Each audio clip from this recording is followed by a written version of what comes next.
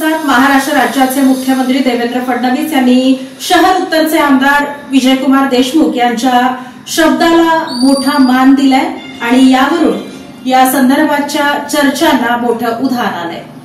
मुख्यमंत्री देवेंद्र फडणवीस यांच्या हस्ते दहिटणे आणि शेळगी येथील 1348 सदनिकांचे वितरण सोलापूर येथे रोजगार निर्मितीसाठी आयटी पार्क उभारण्यात येईल अशी ग्वाही देवेंद्र फडणवीस यांनी दिली। याप्रसंगी लोकार्पण सोहळा रविवारी आयोजित करण्यात आला होता।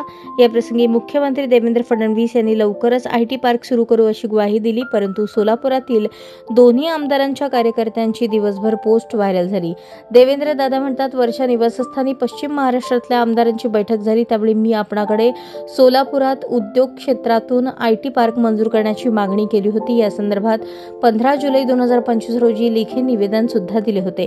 दुसरीकडे विजयकुमार देशमुख यांचे कार्यकर्ते म्हणतात, आम्ही आयटी पार्कची मागणी 22 जुलै 2025 मध्ये केली होती, ती सार्थक ठरली अशी पोस्ट सध्या सोशल मीडियावर फिरते आहे। राष्ट्र तेज अटल गृहनिर्माण योजनेसाठी आलेल्या फडणवीसांनी लवकरच आयटी पार्क सुरू करणार असल्याची माहिती देताच रविवारी दिवसभर 2 देशमुख नंतर आता 2 आमदार यांच्यात आयटी पार्कसाठी रस्सीखेच पाहावयास मिळत होती।